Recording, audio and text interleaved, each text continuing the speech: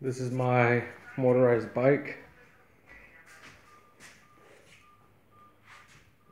Hits about 39 miles, almost 40. I know for sure if I do some more tweaks to it, I'll probably hit 45. This is with just regular gas, 2-stroke mix. This is the back rim. It's chrome, it's just a lot of dirt. That comes right off. The front rim, I just gotta clean it up a little bit more. This is just the coloring is from some chemical that I used. And pretty much I just gotta wipe it and it looks just like chrome again. The gas tank at the moment is cracked from the fitting, so I don't have the big stainless steel chrome gas tank. I'll show it to you right now in a little bit. Had a mechanical malfunction. This whole tube right here, it bent from here, and it just like just crushed. So I was able to bend it back in place, and then I got a piece of pipe, and then I slid it on there, tying it up with some vice grips, and just welded it on. You can see I just welded it on there. Pretty much straight from the bottom all the way to the top. That's just primer, and then I guess fingerprints from the grease when I was installing the back rim. You can see where the white bent is because of this brake. I have the brake attached to this tube. Normally people attach it to the bottom tube, but I don't want it to be different. I thought, oh, I'll put it on the top, it'll be different. And it bent my frame, so reinforced it and straightened it back up, and the thing's back onto its real place. Also, I welded this tensioner. I made this tensioner for it. It's real good. You can see the chain has hardly no slack. That's just amount. You can see the spacing. The chain doesn't hit the chain. It's right there dead even. I have chain tensioners, Cen aluminum. I have this baffle that I made, or this cover for the exhaust. Has this like Cen intake port thing. I got this head. I got sealed bearings for the headset. I also have sealed. I'm in a Cen seat clamp. I just put a little spike on the end because the bolt will stick out, so I just put a little spike. This seat is a messenger seat, off like, you know, like a wizard peacemaker. Yeah, just a little dirty. Had dirt inside here, but yeah, it says messenger. Has these little chrome tabs in the bottom. You can see the frame. There's Springer. Really comfortable seat. I like how it looks on the bike itself. You can see it's real level.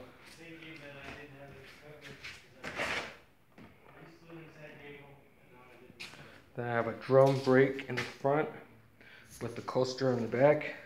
Also have that Cen sprocket in the back. The custom made frame, hand built. Monarch forks, dual springs up front.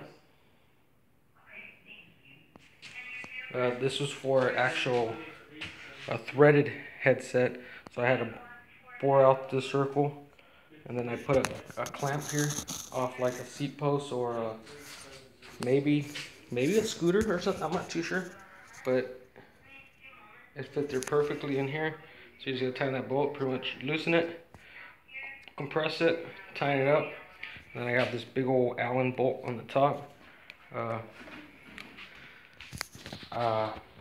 This was also, like I said, threaded, so I actually didn't cut it. I just shaved it down a little, and then I got a BMX fork that is threadless, and then I stuck the pipe, so the pipe sticks about in here this much, so the pipe's all the way down here, so that works.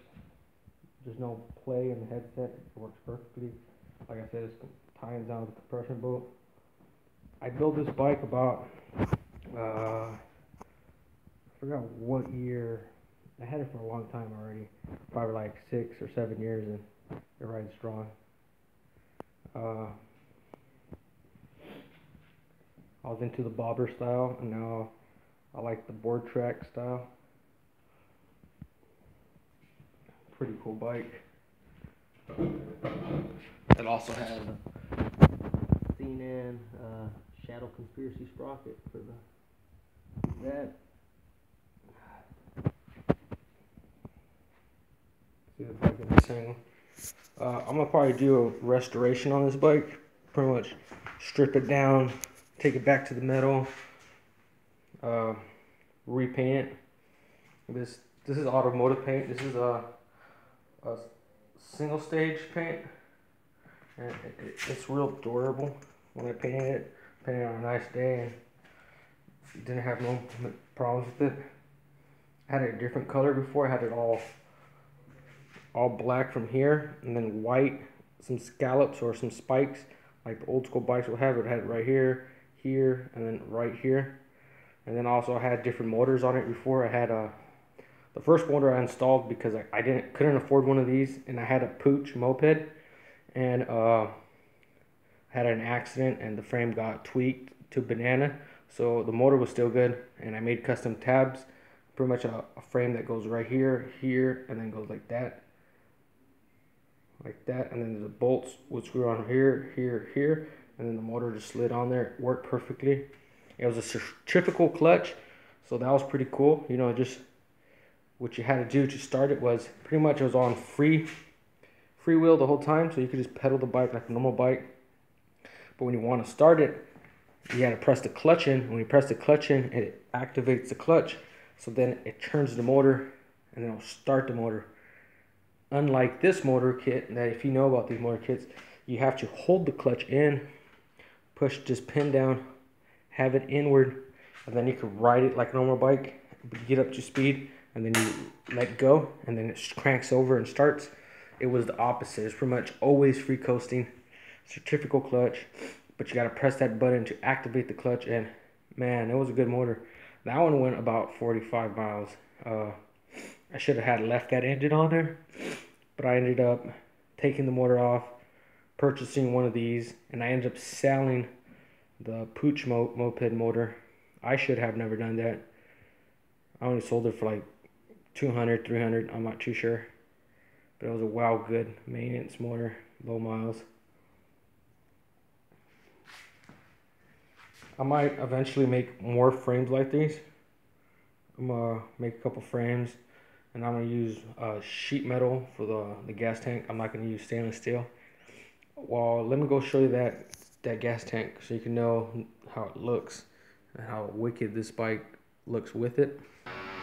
As you can see, the motor, not the motor, but the gas tank. There's these tabs, and I have the mount, I have the brackets for it, so you just put on there, and the back is like that. This is how I got the gas tank, but it wasn't polished. It was all just real rough. As you can see in the bottom, it has like a lot of sand marks and stuff. But I polished it. I hand polished it myself. It took a while. Actually, I did it with a buffing wheel, and I just ran it across the buffing wheel. Here's the cracks that I was telling you. If you can see, there it goes. The cracks begins about right here. So I gotta find someone that welds stainless steel and could do them good. Like, I could weld it, but I don't have a stainless steel welder. Pretty much start the bead and all the way across, and then when you hit this part right here, go again, weld all the way across from here to there, and then weld straight across here. And I was even thinking, maybe after welding this, grind it a little bit, and then build like another piece of metal around, see how this hole is, and drill a hole, and then slap the piece of metal on here like this, like for where that thing goes at, like this, across, and then weld that on. just for no more leakage, and it reinforces the tank. Yeah, the tank's really dirty. Like I said, I hand polished this frame. Really dirty. Yeah, it just had warps from whoever built the frame, whoever built the gas tank. But I polished it. It looked really nice with it. Even has this brass, the brass thing. Screws on there really tight. This side's actually a little bit prettier. Doesn't have that much warps. You know what? I'm gonna show you in a different light. Yep, here's the gas tank. Just all dirty. I'm not gonna clean it right now just to show it to you, but because I don't want to scratch anything. Pretty much when I do rebuild it, I'm gonna water sand, or I mean not water sand, but really fine sand, maybe water sand. Sand the whole gas tank again to a dull. Take some of these hard, rough scuff marks that I could see. I think I did remove plenty of it when I did it the first time. But I'll remove some of these hard lines. And then I'm going to repolish it so it could be probably twice as bright as it is right now.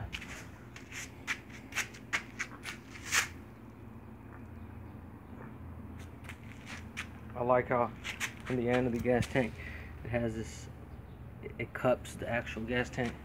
So pretty much I'll make clone gas tanks of these two in metal. So I don't have a stainless steel welder. And yeah, and by the way, this is a go-kart I'm working on. I just picked it up like a couple days ago. I was gonna do a video of it, but man, I messed up. I started stripping the whole thing apart, and long story short, I didn't film anything. You can see how I had to remove a brace that goes here. Just cut it right off.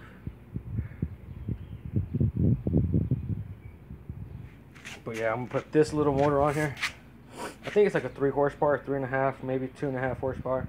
That was actually on a mini bike, and that was able to go 38 miles. So I'm thinking this little puppy going 38 miles, it's gonna fly. And it has these Cn aluminum front rims, really small. So yeah, there goes my bike.